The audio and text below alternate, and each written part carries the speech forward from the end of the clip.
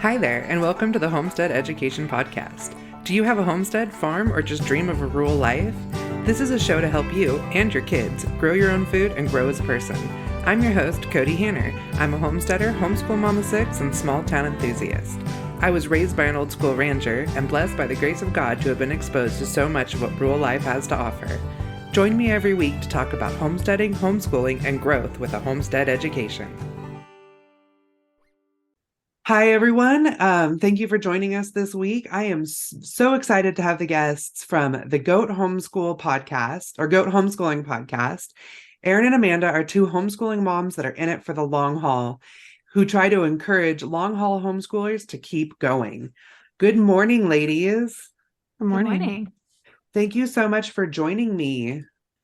Yeah, we were excited when you reached out, and we enjoyed our conversation with you on our podcast, and I'm just excited to be here today. Which I hope everybody pops over there and checks out the Goat Homeschooling Podcast, because these ladies have so many wonderful guests on that discuss homeschooling. And so I brought them on today to really discuss that long haul conversation for everybody that has jumped into homeschooling the last couple of years and are ready to really embrace it for the long haul. Do you ladies do it? Yeah. Do you ladies want to tell me a little bit about your story? Like, I don't know if you have a routine that you do with the two of you, or I guess I could go first. My family's been homeschooling for this is our 11th year. I have 4 kids. I have a senior, 10th grader, an 8th grader, and a kindergartner this year. So I have the complete spread of what we're working on. So, I'm more laid back and spontaneous, and tend to see our homeschool schedule as a suggestion until like something happens, like it's nice outside and we want to go and play at the park. So I'm a little bit less structured than Amanda in her homeschool.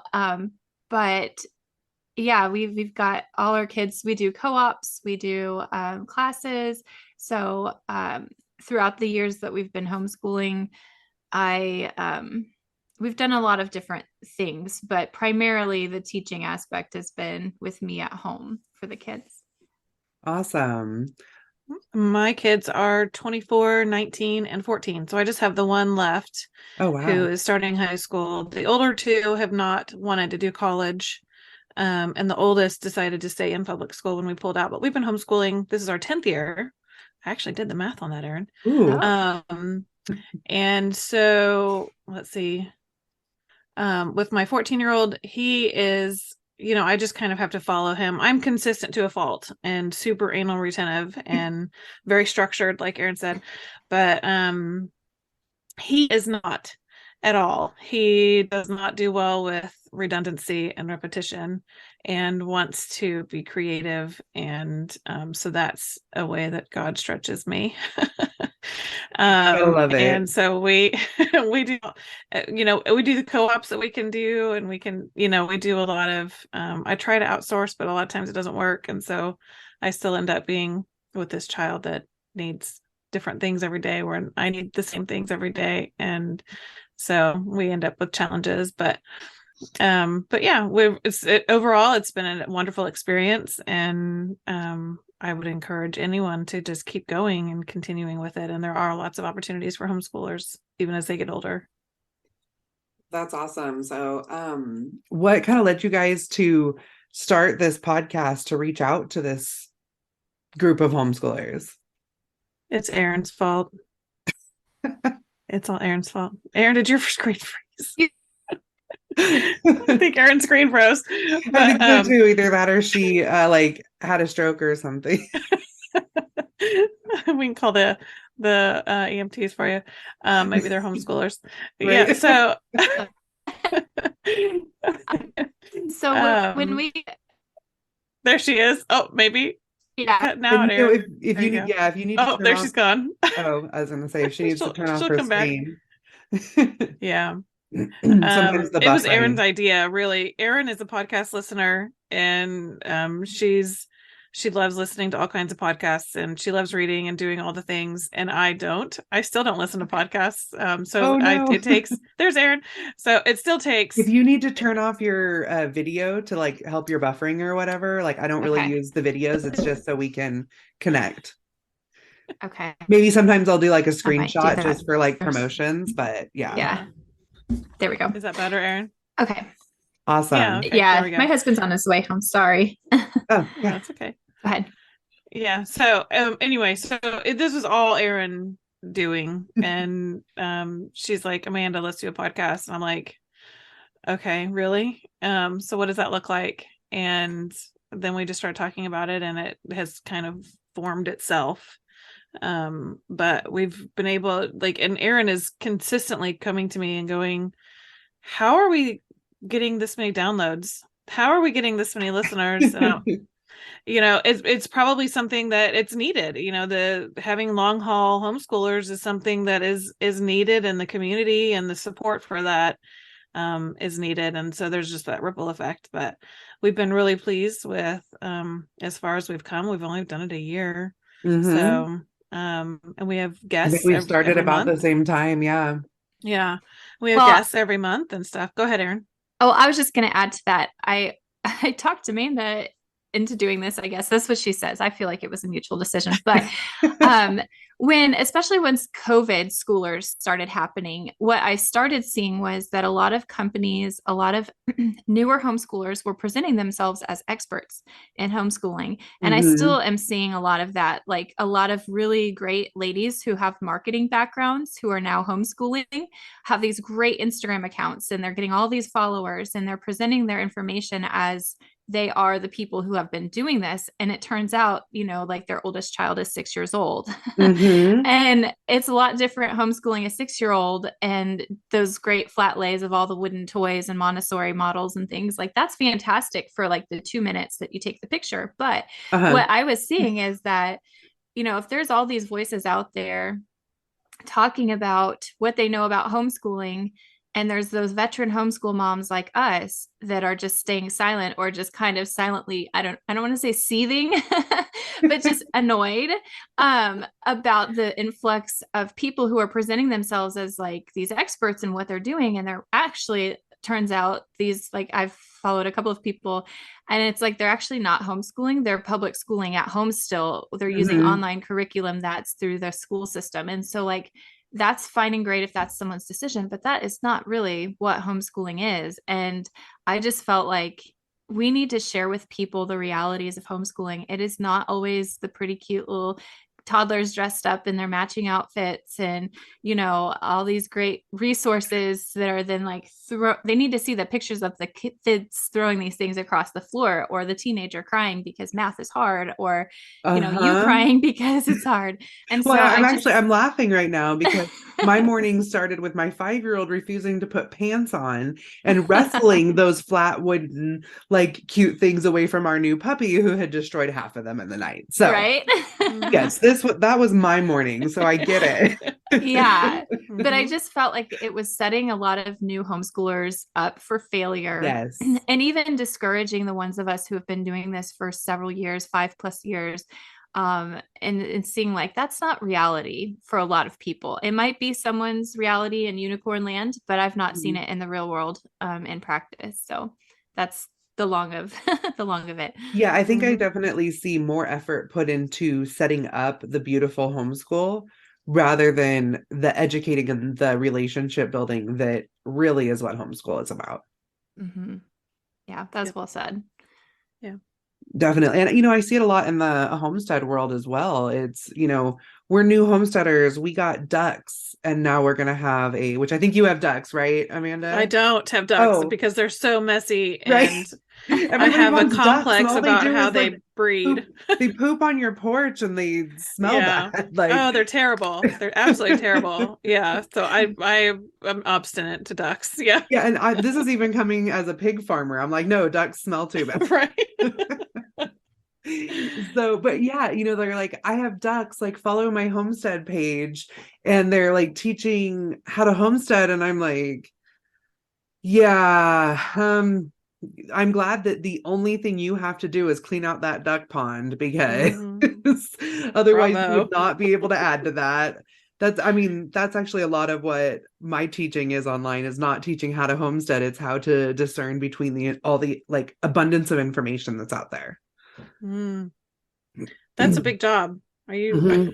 It really I don't know is. how you're going to tackle that, but Well, I wish you well. That's a lot. It's not that there aren't a lot of very knowledgeable homesteaders out there that are creating these blogs, because it is such a new movement that's where you have to get your information, because there isn't one right answer. But it's about discerning, like, are they in your climate? Are they breeding the same animal as you? Are they following the same style of homesteading as you, such as permaculture, organic? And that doesn't necessarily mean they're wrong. It just means that you have to make sure that it's the right information for you. And I think that definitely pulls over to the it does pull over to the homeschool world. Absolutely. Yeah, I would agree. And I think that that's really at the heart of it. We need to be discerning as homeschool parents who we're allowing to speak into our homeschool, because we don't realize, I think, with social media, how much information we're taking in and how much subconscious comparison that we're doing. And so I think the days that we start feeling somewhat discouraged by what's happening in our own home, it's a lot of because we're looking at what's happening in other people's home, at least through those little squares on social media. And it's really tough, and we need to really be discerning. And I think just putting some checks in place, if we're going to be finding information on whether that's homesteading, homeschooling, whatever it may be, biblical knowledge, do these people, are they speaking to people that I'm trying to figure out how to say this. They might be relatable, but are they reliable? Yes. With their information. I like that. Yeah. And taking out that whole comparison, the mantra, comparison is a thief of joy, is absolutely true. And we compare ourselves to everything that we see on social media, whether that be homesteading or homeschooling, and everything in between. And we really need to be looking in our own four walls and comparing ourselves to who we were yesterday versus comparing ourselves to what everybody else is doing. Oh yeah. And even when you dig a little deeper into what you're seeing on like Instagram and stuff, I started following this unschooler gal. Really love what she's teaching, because we do a little bit of unschooling at home. Like we're kind of on we do both ends. Like we spend a couple days a week doing really strict, like sit down, you need to do your math, you need to learn how to be at the table and dressed by 8 a.m, because that's what real life is. And then we spend several days a week just kind of a form of unschooling, because it's all about the farm and pursuing their interests and part-time jobs and things like that. And so I started following this unschooler, and I loved everything she had to say. And I bought her book and read it in like 3 days, because I was just completely enamored with it. I mean, she's brilliant in what she has to say. And I was so motivated that I came out and I talked to my 14-year-olds, and I'm like, we're going to do a phone break this weekend. And because, I'm teaching them phone rules right now, like we're going to do a phone break this weekend, and you guys are going to, like, I want you to find, they understand our kind of lifelong learning goals that we have in the house. And so I'm like, okay, we're, find something, you're going to learn something this weekend, like, and just report back to me. Like, I'm not even going to give you any direction. You can even do it on your phones if you want to, like, we're just going to do it. And at the end of the weekend, I'm like, so what did you learn? They're like, that we probably should have done what you told us to do, because we didn't do it. I was like, I'm so disappointed. I was so excited. I read all weekend so that I could report back to them what I learned. And I was a little disappointed. Yeah. No matter what we read, our kids are going to be our kids. They're going to do what they're going to do, regardless of whatever it is we sign up for in the week. And that's such a hard pill for us moms to swallow, because we get so excited about things like that. And yes. And like, but I kind of every day when, like, especially when we're running a lot of errands and I see them like playing on their phones in the car and stuff, I kind of remember, if you're going to be on your phone all day, you need to learn something. And every few days, like they actually go like, I went down this rabbit trail of, and I'm like, yay! Like, even if it's not something I love, but the fact that they followed their rabbit trail, I'm pretty happy. Mm-hmm.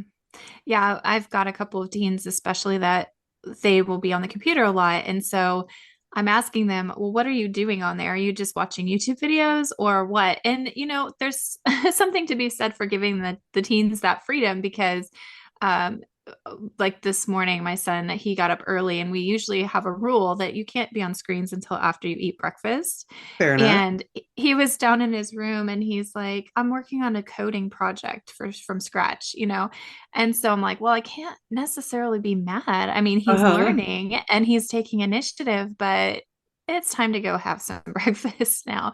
But I think that's what we see when we've been homeschooling for quite a while with our teens, especially if we haven't just brought them home to homeschool, Hmm. that there's this autonomy that develops because the relationship is there. And so you start to see the ways that they're creating their own education. And that's one of the things I was thinking about before we came on today to talk was I think one of the biggest shifts in my homeschooling with my kids was when I realized I started out homeschooling with the intention that I would graduate them early so that they could be in college and have an associate's degree before they graduated high school. Hmm. So it's like a concurrent thing. But then a couple years into this homeschooling thing, my husband and I, especially once COVID hit and we started seeing what's being taught in universities and the Oh, yeah. indoctrination that's happening, it's really just an extension of what I feel like is happening in the public school system. And I don't have my kids there. So why would I just send them to higher education Yep. where a lot of that's being presented in a setting where they don't have mom and dad right there to help balance out what they're hearing from these crazy professors. And so my kids actually, at this point, none of them really want to go to college. And so I'm not pushing. So when my husband and I finally came to that conclusion, like we started homeschooling for this reason. So it would be highly academic. And now we've shifted to we want our kids to have life skills. So Yep.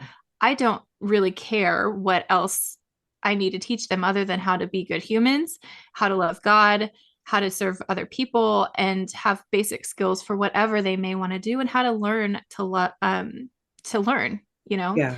So Well, that's a huge shift. and there's been a huge shift even in our society to not expect a degree on a resume anymore. Right. It's all about putting together a portfolio. Mm-hmm. Mm-hmm. And so I just, yeah, I agree that it's probably not necessary anymore. And, it's even my oldest, he's not a college kid. Like he works and that's his thing. Mm-hmm. Whereas like my daughter, she really wants, she swears she wants to be a vet, but if not, she wants to go into like a biological science, like wildlife biology, tracking wolves or something like that. So yeah, she's probably on that college route, but I feel like I know for myself, I went to college later in life. Mm-hmm. So I was there a little more recently than like probably other people our age. And yes, the indoctrination was there 100%, but luckily being in like the ag department, you don't really get that as much. Mm-hmm. Mm-hmm. They didn't like us a lot actually. Oh no. They used to have like protests outside our building like from PETA and stuff, and like Oh my so goodness. we started setting up a tri-tip barbecue across from them like once a week so that all the people that came could buy sandwiches. That's awesome. um so I'm kind of glad that even though she is considering college, that she's probably going to follow more in my footsteps and Mm-hmm. end up in a the colleges you just can't help anymore, but at least the department within the college, hopefully I can school her at home long enough, especially through her associate's degree, that she's not getting that same influence. Right. I Yeah. was just looking at college stuff this morning. My older two are not interested in college, but my youngest wants to be a biologist, Mm-hmm. Oh yeah, he specifically does a the river marine stuff, huh? biologist. Yeah. Yes. So we did volunteering with the Department of Conservation this last fall, where he went out with them on a local lake and helped them catch fish and measure them and do the data for the fish, and talk to these biologists, and I he have was to on say, cloud nine. I He was a absolutely little loved it. jealous of him. Oh, Like I saw your pictures and I'm like, I want to be doing that. That looks so fun. I want him to do it again and again and again. And, it's just absolutely wonderful. And they were really great group of guys. And he was able to totally geek out with them. And it was like he found his people, so I want him to like that's go all the awesome. time. Just wonderful people. And, so I was looking at college stuff this morning, and there are ways to take free college courses online and then collect out of them. And so you can still homeschool and doing those things at home, and then looking into, being a marine biologist is not something you can train up for necessarily. You have to do some college for that. Mm-hmm. And I do think that college is necessary for some purposes, like what you were saying. There's, some fields of study they need to have college, but it's not like it used to be where, everyone needs to go to college and it's this blanket statement, no matter what you were doing. My 19-year-old wants to be a writer. He has self-published one book already. Good for him. And writing is not something, even Stephen King says that writing is not something you have to go to college for. So, and he loves Stephen King and has read Stephen King, and kind of idolizes him in a bad way. But, so like Stephen King has a book, it's called About Writing. And so he like talks about, the process of writing and how to get through that. And he says a lot of it is BS, which is interesting. And going through college, it can be, and it's not needed. And so I do think it's interesting, and we need to evaluate as homeschooling parents, each individual child with their strengths and their weaknesses and their challenges, and, what direction they are headed in, and evaluate that. That's part of the beauty of homeschooling, is to be able to look at each child and evaluate that and encourage them in one way or another, whether that be going straight into the workforce or a longer time period at home and doing some online college classes.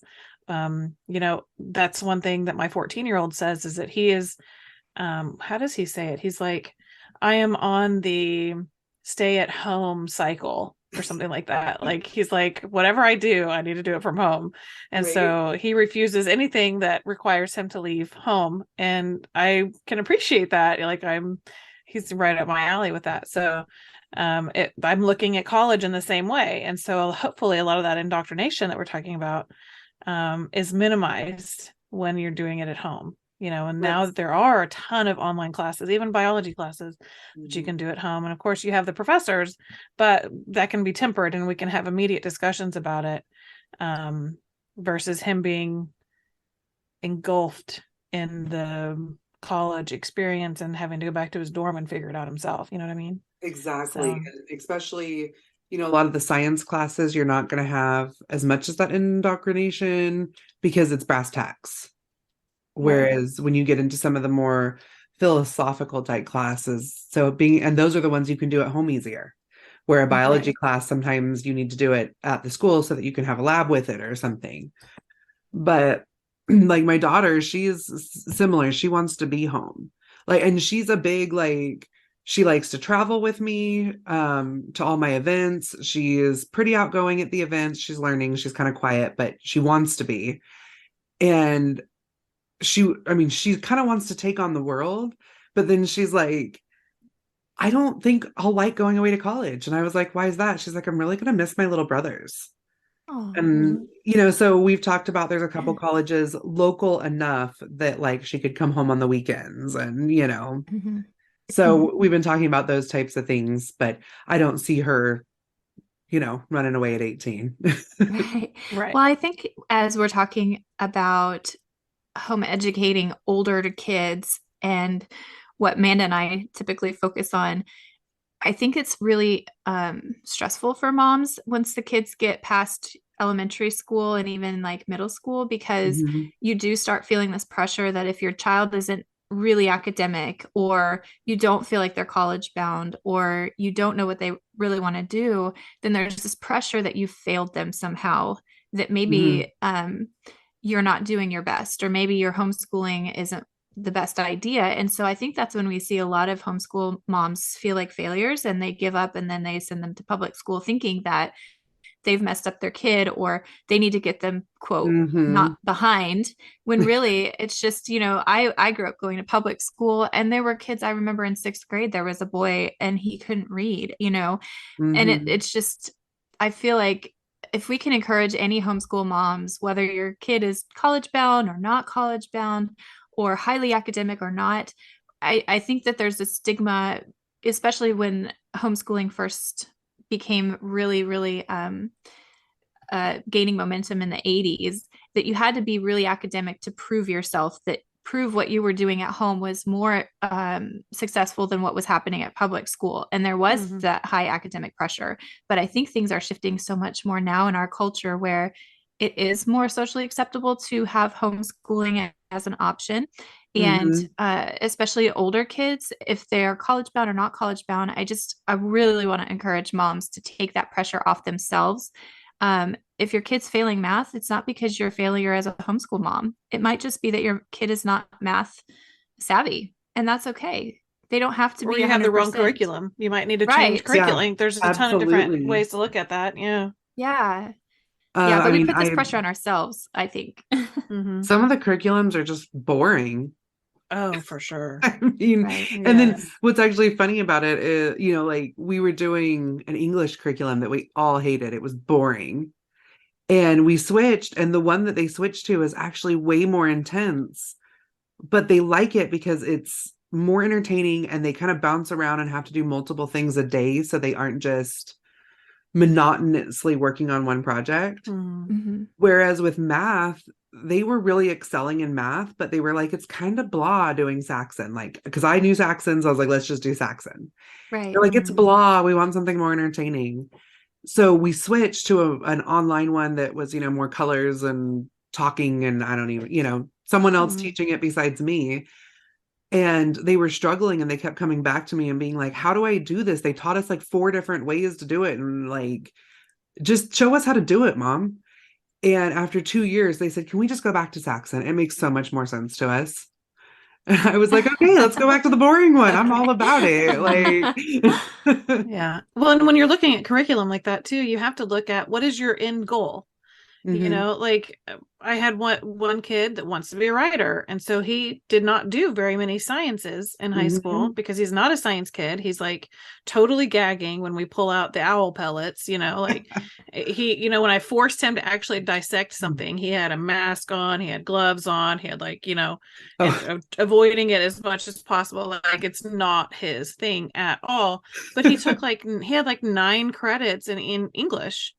And so, and he kept doing different literatures and so that is something that I think a lot of homeschool moms really need to be thinking about. And, when you're looking at your high school kid, what is their mindset? What's their goal? What's their end goal? What is something that they're strong at, and capitalize on that? It's okay. Even if they're not college bound, even if they don't know what they're going to do, where are their strengths?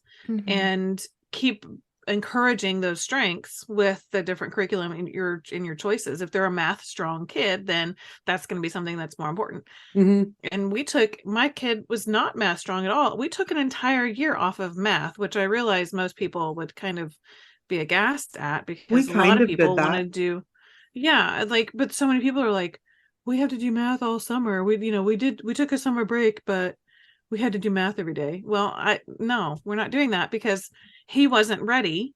And it's not worth it to have that fight. It wasn't for us. And so waiting for him to mature a little bit and be ready for the material was what worked well for him. But doing sciences, he's doing, we could do science all day long, and he's happy. Science and history for my youngest. I mean, we took a year off official math. We did IXL for a year, where I said, go take the placement test, and wherever you land, I just want you working on it for like a half hour every day. No expectations other than they worked consistently for a half hour every day. Just to do some skill rebuilding, because they made it to Algebra 1 in like the 6th grade, but it was with that program that they didn't like. And so we took 7th grade off and just rebuilt skills. And we're back in algebra this year with Saxon as 8th graders. Something I learned about middle school is it's doing one of two things. Middle school material is either reviewing what you learned in elementary school, or it's introducing what you're going to learn in high school. Yeah. So the middle school stuff really, if it's middle school, it really doesn't matter, because science doesn't change, history doesn't change. It just changes the amount that they divulge to you, right? So you could like take middle school to quote unquote catch up on if you feel like your kids are behind, or review material they struggle with. And then if they're strong in other things, introduce high school level material. You don't really need a quote unquote middle school curriculum. Well, yeah. And, junior hires or middle school aged kids, whether they're in public school or at home, is such a hard time. Like, just spend a couple of years teaching them how to be a person. Right. Amen. Yeah. The social skills are just as important in building that relationship. And I think that's where we can sometimes get sidetracked too, as homeschool moms, is we are so focused on the academics that we don't realize that we're the problem and we are ruining the relationship with our child because we are trying to put them in a box that they just don't fit in. And really, they just want to spend time with us. I mean, some of the best days when I've been very frustrated. Rural internet. Oh no. Yeah, you're cutting back. There you go. Oh, yeah, dang. Well, it's unstable is what it says. Joe should be home anytime soon. But anyways, just taking a day off and going on a hike and saying, you know what, I go get ice cream today, or we're going to go grab something real quick to eat and go sit at the park and just kind of reset. I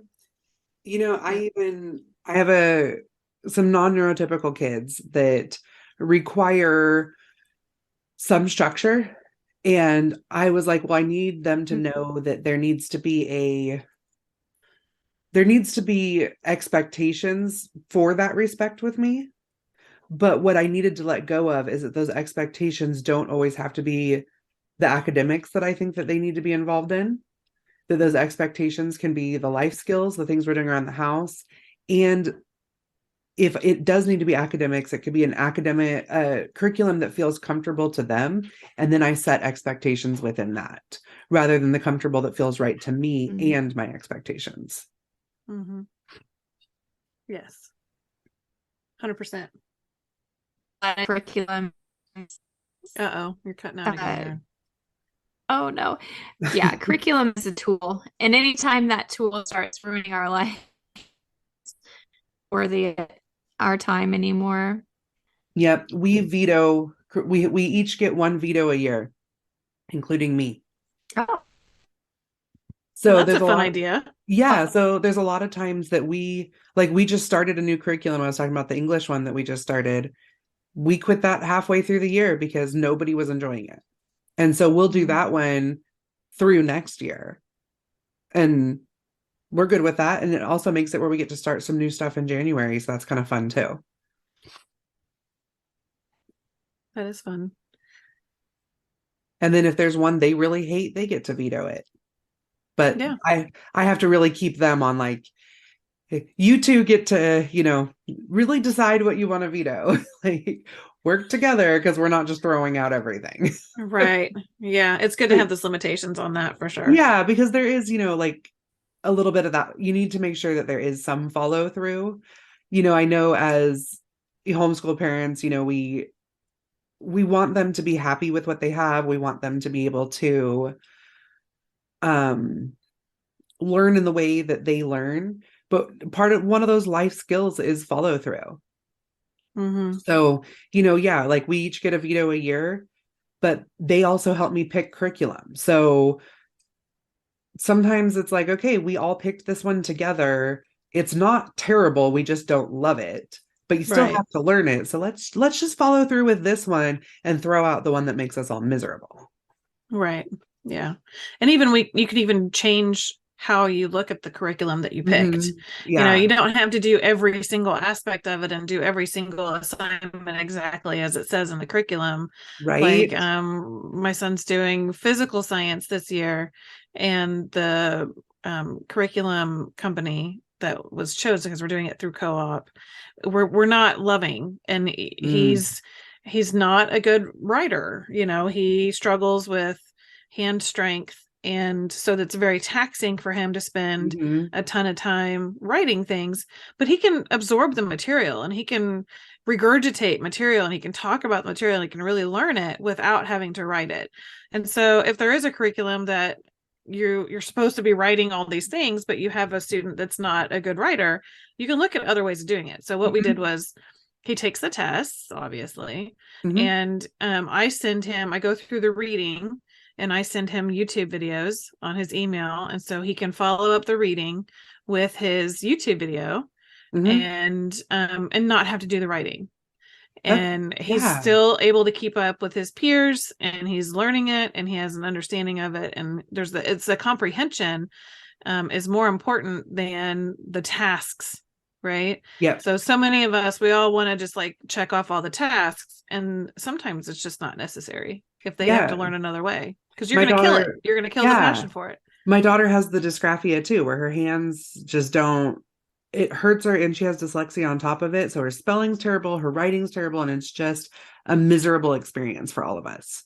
Yeah. So I have her type up as much as she can because it's easier on her hands, and she gets that instant that it's like spelled wrong, rather than like bringing like a journal back to me 10 times that we're trying to get the words spelled right. And so, yeah, I totally get that. And I feel like so many curriculums try to be like, and even my curriculum is a little bit like this one, but that was my goal with mine. But some of them are very, I'm kind of just rambling, but it could be English, it could be your Bible, it can be your copy work. And like, next thing you know, you're spending 3 hours trying to do this one lesson.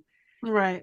Just so that the kids can, copy a few sentences and read out of the Bible and do their English, and there's some math with it and there's history with it and English with it. And you're like, I'm so overwhelmed. I just needed a good English curriculum and everybody told me this one was the best.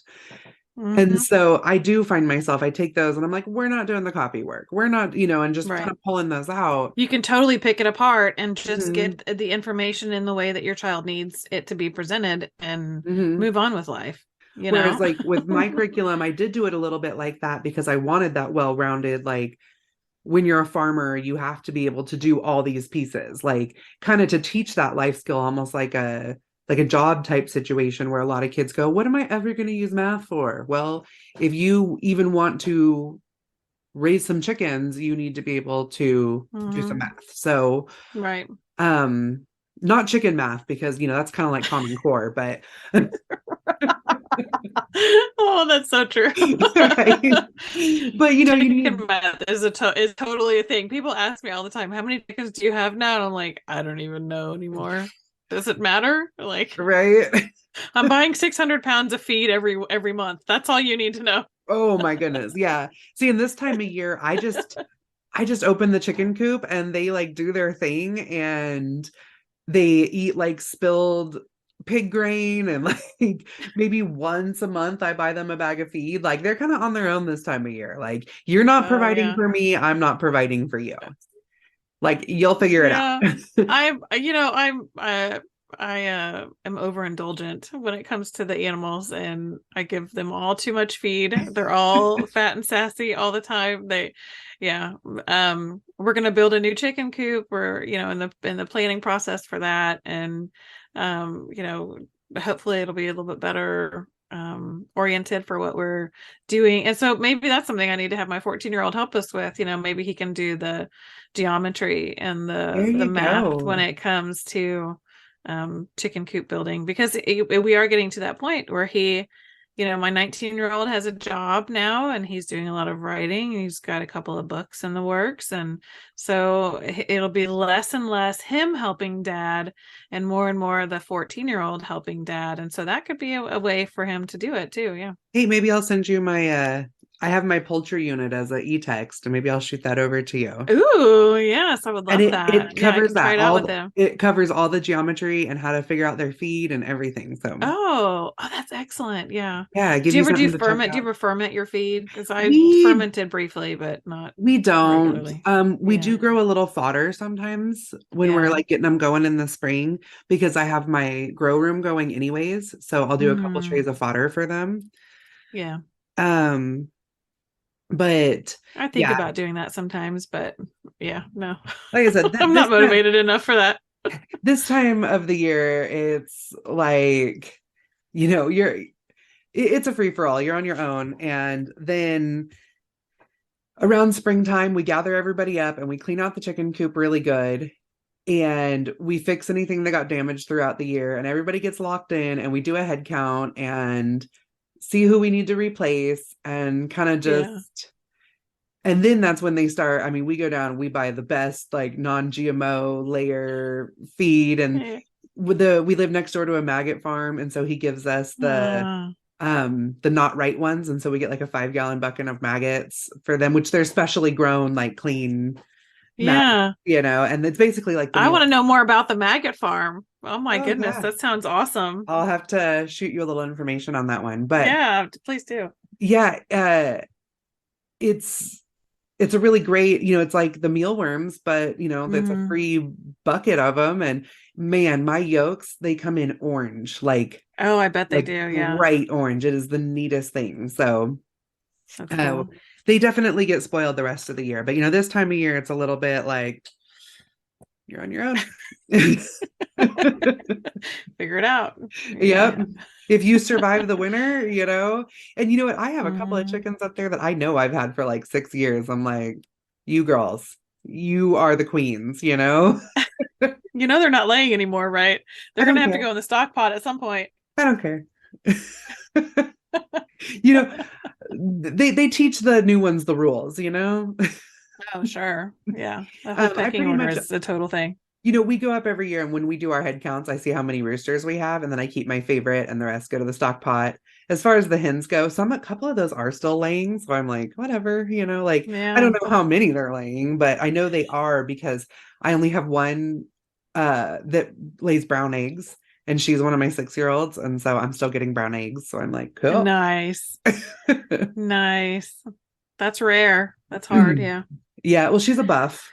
So. Oh yeah. Yeah. They're just layers. Yeah, they're good layers, and they're just really hardy. And yeah, like I said, she's been around for a really long time. We moved her from Oregon in a cage strapped to the back of our trailer. Like this girl's been through it. So yeah. She's earned her keep. But yeah, I think there's definitely just some reason behind teaching these older kids things other than what we're expected to all the time. But so we are close to the end of our time. But what I always like to ask people at the end of my episodes is, what does keep growing mean to you? Because that's a good question. So Erin, do you want to go first? My goal is to teach you and your kids how to grow your own food and grow as a person. So my little homestead humor on that one. Wow. I think keep growing means not to be stagnant, not to be so set in your ways or your ideals that you are not questioning things anymore. So to keep growing means to keep questioning. Yeah. My first thought was to have a growth mindset, which I think is important for everyone to adopt. And it's sad when I meet people that don't have a growth mindset, which means to keep learning and to be open to information and to be open to correction when we make mistakes, and to grow as a person, as an individual, and to keep learning, for sure. Oh, I love it, guys. Well, thank you so much for joining me. And where can everybody find you? You can find us on our website at goathomeschoolingpodcast.com. We're also on Facebook and Instagram. Goat Homeschooling Podcast is our handle on there as well. All right. Is there anything that you guys want to share last minute, or? Thank you for having us, Cody. We love seeing your face, and I'm so glad to see you. And awesome. See you again. Well, everybody make sure that you go follow these gals. They, like I said at the beginning, they have some great information. They've had some great guests on, and I really just love their message. So thank you. Well, thank you for joining me today at the Homestead Education, and I hope that I have given you something to think about this week. To help others find me, please comment and leave a review on your favorite podcast player. You can also follow me on Facebook and Instagram at Homemade Revelation. Do you have questions that you'd like answered or just want to say hi? Please email me at hello@thehomesteadeducation.com. Until next time, keep growing!